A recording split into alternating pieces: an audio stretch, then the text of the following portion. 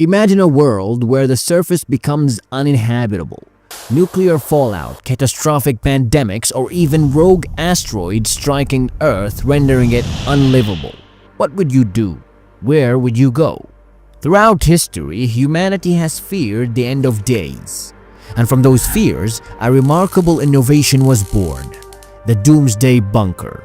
Once crude concrete shelters stocked with canned beans, these fortresses have transformed into engineering marvels, some as luxurious as 5-star resorts, others as practical as they are impenetrable.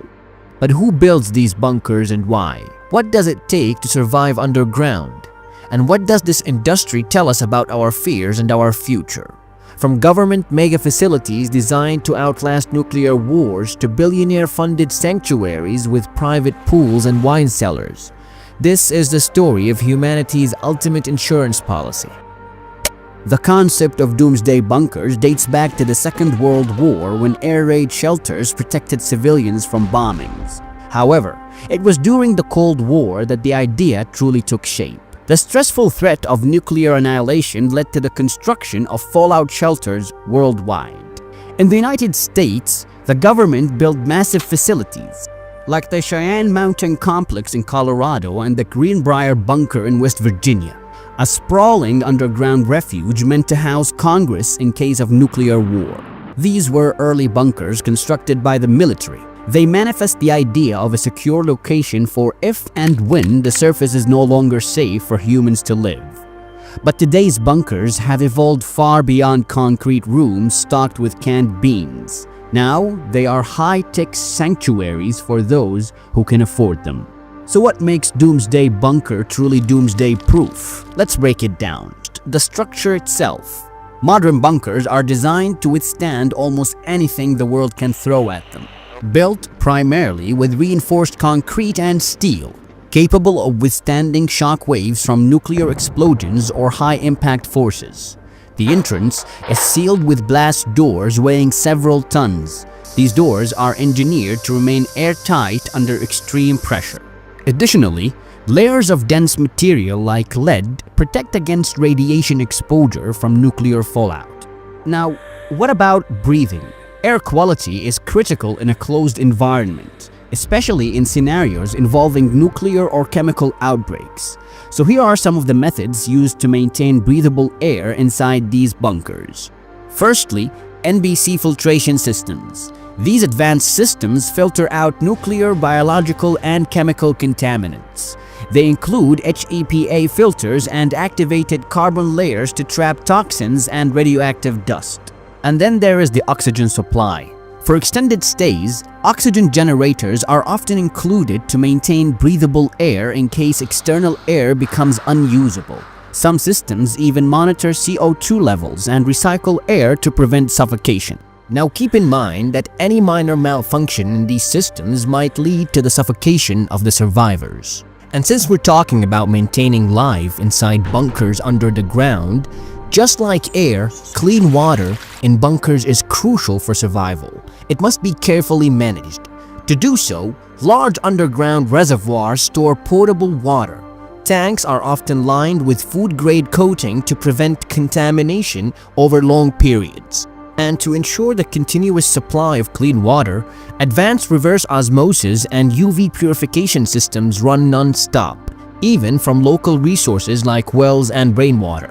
Of course, it would be catastrophic if that filtration system fails for any reason.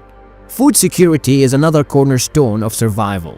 Many modern bunkers employ a mix of long-term storage and on-site production.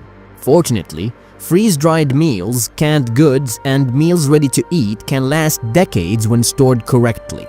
Many modern bunkers are also equipped with hydroponics and aquaponics systems. These systems allow for fresh produce and fish to be grown inside the bunker. They require no soil and use minimal water, making them ideal for underground environments. Some bunkers even keep seed reserves to restart agriculture post-crisis. Now, imagine food runs out and the bunker is no longer capable of producing. How will the survivors deal with it? What coping mechanism will they adopt to live it through? Of course, maintaining food, air, and water requires dependable source of energy. Modern bunkers employ diverse power sources for reliability. In this case, the primary systems run on solar panels and wind turbines, for they often serve as the main energy supply. Positioned above ground, they feed power into extensive underground battery banks. And if that fails, generators fueled by either diesel or propane act as a failsafe, ensuring power even during long periods without sunlight or wind. Fuel storage is typically calculated to last years. In the worst-case scenario, where the primary systems and backup generators are disabled, well, the bunker will become basically a death trap. It's true, life underground may seem bleak. A bunker is hardly a place to thrive. Yet modern bunkers defy that notion, transforming survival into something extraordinary. In these subterranean sanctuaries, climate control is more than a convenience. It's a lifeline. Sophisticated HVAC systems keep temperatures steady, providing both comfort and functionality of critical equipment. Humidity is also carefully balanced to ward off the threats of mold and corrosion, while fire suppression systems use gas-based extinguishers to quench flames without stealing the very air the survivors need. But survival isn't just about sheltering from the elements, it's about safety. Underground security reigns supreme. With top-notch security cameras watch every corner, their eyes enhanced with night vision and thermal imaging. Biometric scanners guard entrances, while motion sensors and even automated defenses like reinforced gates and turrets stand ready to protect against the unknown. And for those who plan for every contingency, escape tunnels offer a final lifeline in the most dire of circumstances. However, escaping from the bunker isn't exactly an optimal choice. Now, the question here is, who is building these modern bunkers? And who gets to use them in case of a worldwide catastrophe? Well, it's probably as you thought. While governments have been building bunkers for the better part of the past century to protect officials, in recent years, the private sector has taken center stage, transforming survival into a booming industry. Billionaires and tech moguls wary of pandemics, climate change, and geopolitical instability are commissioning bespoke bunkers with all the trappings of modern luxury. These aren't mere shelters, they are underground estates, complete with pools, gyms, and theaters and all the luxuries that you can imagine. Take the Vivo's Europa 1 in Germany, for example. Once a Cold War relic, it has been reimagined as a luxurious 5-star superterranean community. Spanning acres underground, it offers private suites, communal spaces, and even medical facilities. This isn't just survival, it's survival redefined.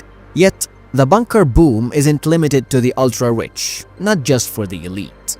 Across the globe, the growing prepper movement, which is comprised of ordinary individuals preparing for extraordinary scenarios, has carved out its own niche.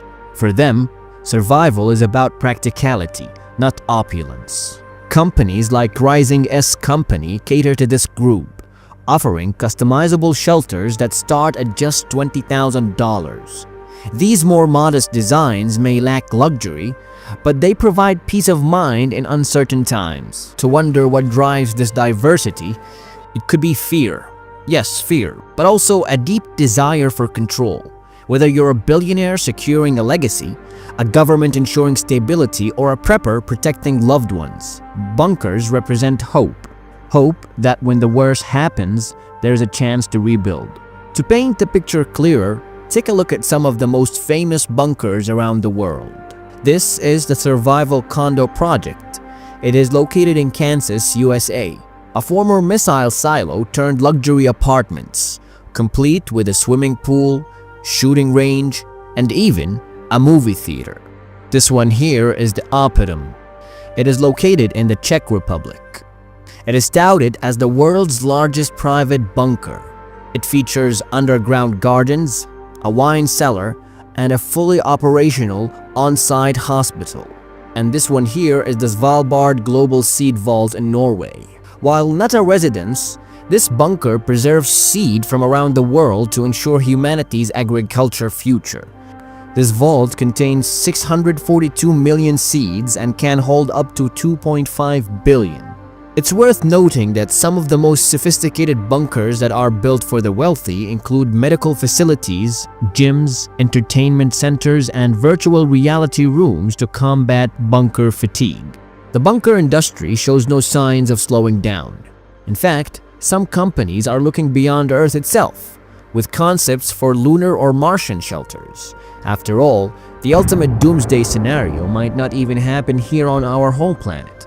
But doomsday bunkers raise serious ethical questions. While the wealthy can afford to escape disaster, what happens to the rest of society? Are these bunkers a testament to human ingenuity or a symbol of inequality? And what about the psychological toll? Living underground for months, even years, could lead to isolation, anxiety, and depression, despite all the luxury. Whether you see them as a symbol of hope or a reminder of humanity's fragility, doomsday bunkers are a fascinating blend of engineering and sociology. In the end, they're not just about survival, they're about the lengths we'll go to protect what matters most. What do you think about doomsday bunkers? Would you live in one? Let us know in the comments. Thank you for watching. Don't forget to like, subscribe, and hit that bell for more dives into fascinating topics. Until next time.